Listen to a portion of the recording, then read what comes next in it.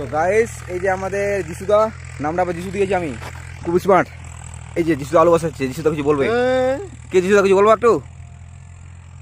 এই যে পোস্ট করবো না, এটা আমার কাছে থেকে যাবে স্মৃতি। এটা বাড়ির বৌদিকে দেখতে হবে না।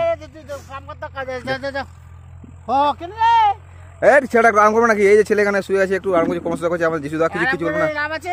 আরাম করতে হবে তো। কেন আমার যিশুদা কিছু বলতে চাইছে, ক্যামেরার সামনে বলতে খুব লজ্জা পায় নাকি? যিশুদা এটা কিছু বলো, ও দেখতে পাকে কিছু বলতে বলছে। কেন আবার কেন? এই যে যিশুদা আলু আছে, কত সুন্দর করে একদম ফিনিশিং দিচ্ছে।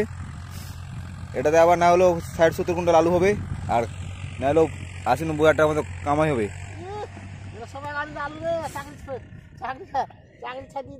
হ্যাঁ, চাকরি ছেড়ে দেবো তো। ওই যে আমার যিশুদা কৃষক, যিশুদা আমাদের এখন না হলেও 2 বিঘার মতো আলু কাটছে, বলছে লাভ হয় ভালোই, আলুর দাম থাকবে। যিশুদা আমাদের যেই চালাক, শুটিংও করে, আবার যিশুদা আবার মুভিও বানায়, আর এখানে মাঠে কাজও করে। এই যে ছেলেটা বাস্তা আমার শুয়ে আছে, কোমর লাগিয়েছে। কোমর লাগিয়েছে বাস্তা?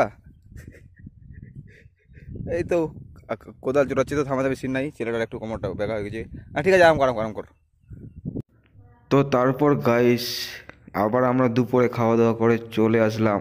আর আমাদের যিশুদা তো এখানে যেটা ভাষণ দিবে, তো তোমরা একটু দেখো। যিশুদা বলছে যে আমি দুপুরে বাড়িতে খেতে যাব না, আর জলের বোতল নিয়ে চলে আসলাম, যাতে দুপুরবেলা যেন কাজ করি আর জল খাই, কারণ কাজের চাপে জল আনা যাচ্ছে না।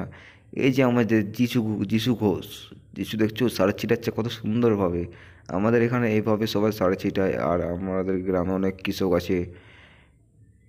আর আমরা চলে আসলাম সেই জায়গায় কাজ করার জন্য। তো চলো কতক্ষণ কাজ করি সেটা তোমাদেরকে বলবো।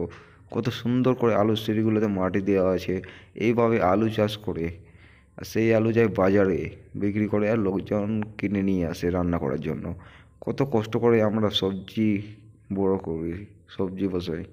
আর তারপর ছেলেটাকে খুব গরম লেগে গেছে, আর গাঞ্জি টাঞ্জি খুলে ফেঁকে দিয়েছে, বলছে যে এত রোদের মধ্যে আমি একা সব ছেড়ে ফেলাই দিব।